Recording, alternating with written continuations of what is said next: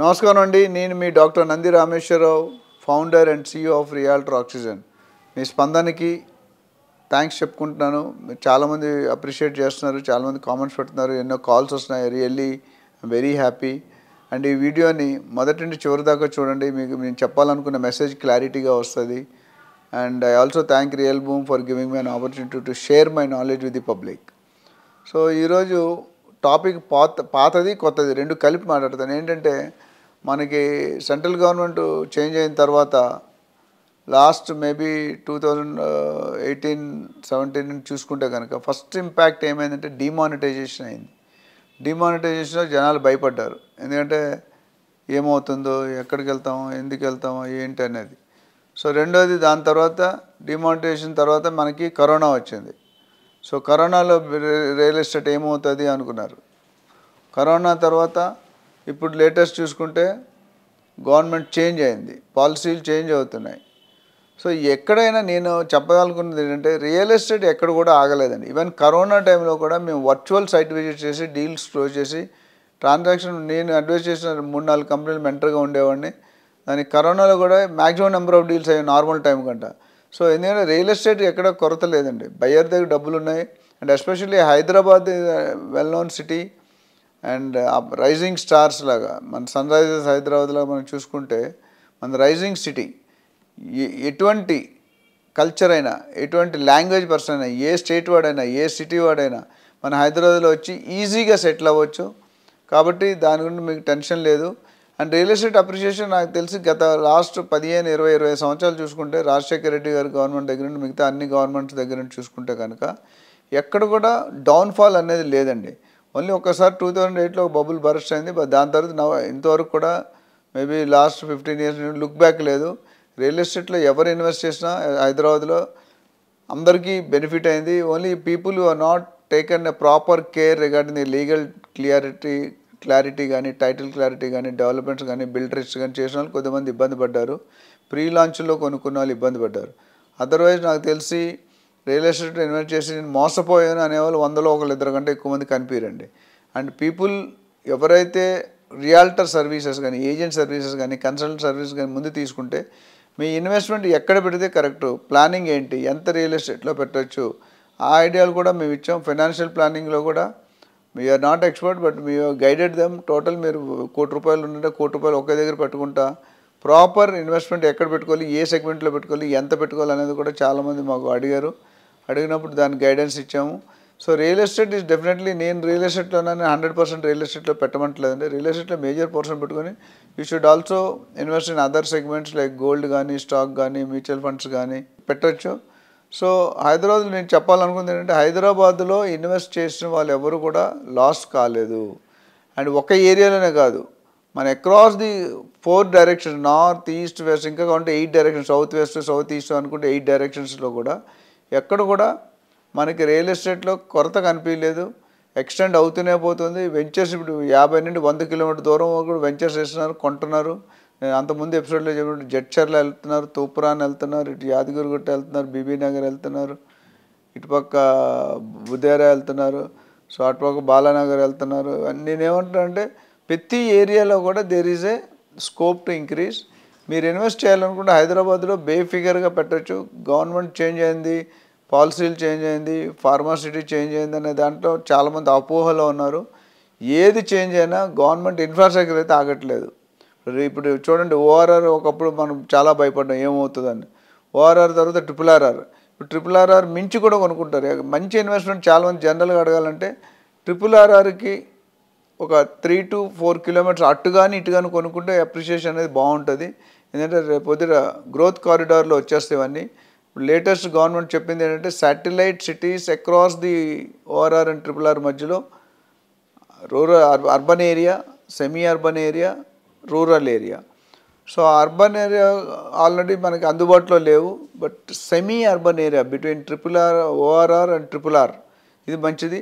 RRR అటుపక్క కూడా ఒక 3-4 కిలోమీటర్ కొనుక్కోవచ్చు, ఇటుపక్క కూడా 3-4 కిలోమీటర్. బెస్ట్ ఐడియల్ ఇన్వెస్ట్మెంట్ అంటే ఎనీవేర్ అక్రాస్ ది RRR సర్కిల్లో మీరు 3 నుండి 5 కిలోమీటర్ వరకు కొనుక్కుంటే కూడా మీకు అప్రిషియేషన్ దొరుకుతుంది. ఇంకొక చాలామంది ఏమంటారంటే హైవే ఫేసింగే కొనుక్కోవాలా లేకపోతే హైవేకి లోన్ కొనుక్కోవాలనేది ఇది చాలా $1 million క్వశ్చన్ అండి. ఎందుకంటే ఎక్కడ కొనుక్కున్నా నేను చెప్పిన అప్రిషియేషన్ ఉంటుంది. There is a slight difference.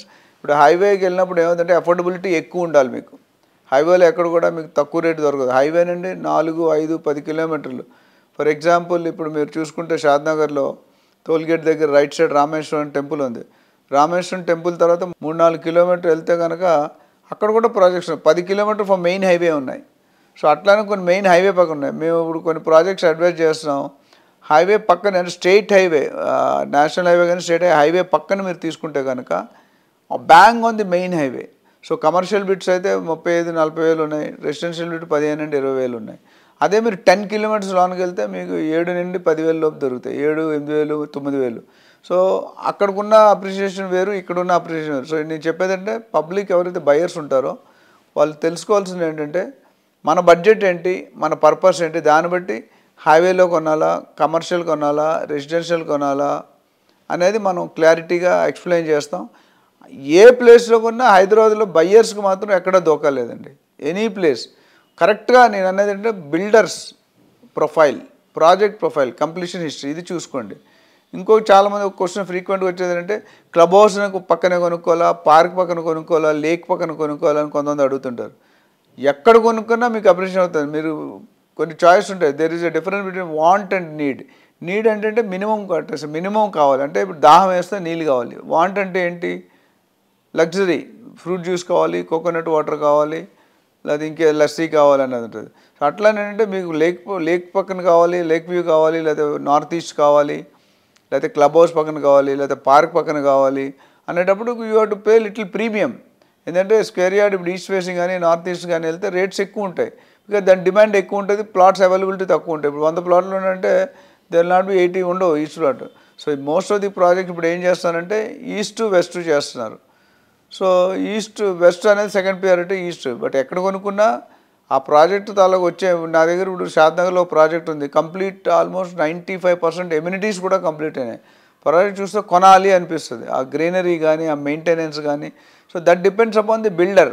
చాలామంది ఎమ్యూనిటీస్ కంప్లీట్ చేయట్లేదు బిల్డర్స్. బేసిక్ ఎమ్యూనిటీస్ ఇస్తున్నారు, మిగతా ఎమ్యూనిటీస్ ఇవ్వట్లేదు. For example roads, drainage, power ఇచ్చేస్తున్నారు.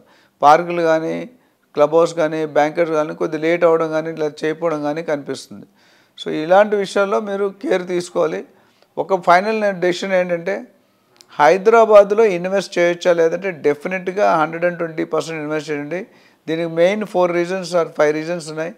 Infrastructure is growing all the 4 sides. City natural calamities are very good. ఏ కల్చర్ వాడైనా ఉండొచ్చు, ఏ స్టేట్ వాడైనా ఉండొచ్చు, ఏ లాంగ్వేజ్ వాళ్ళైనా ఉండొచ్చు. సో మన దగ్గర హైదరాబాద్కి వచ్చి సెటిల్ అయిపోయిన పీపుల్ కమ్, ఎస్పెషల్లీ గవర్నమెంట్ వాళ్ళు కానీ, ప్రైవేట్ వాళ్ళు కానీ, లేదా ఎన్ఆర్ఎస్ కానీ ఒక 2-3 years హైదరాబాద్ ట్రాన్స్ఫర్ చేసుకొని వచ్చిన వాళ్ళు 30 years ఇక్కడే ఉండిపోవాలని ప్లాన్ చేయాలి. ఎందుకంటే ఈ సిటీని చూసాక సిటీ వదలబుద్ధి కాదండి. సిటీకి ఉన్న గ్రోత్ కానీ, డెవలప్మెంట్ మనకు నైబరింగ్ స్టేట్స్ కూడా అంత లేవు. మీరు చూసుకుంటే నేను చాలాసార్లు చెప్పాను, చెన్నైకి 1 or 2 sites పెడుతుంది, పూణేకి ఒక ప్రాబ్లం ఉంది, ముంబైకి ఒక ప్రాబ్లం ఉంది.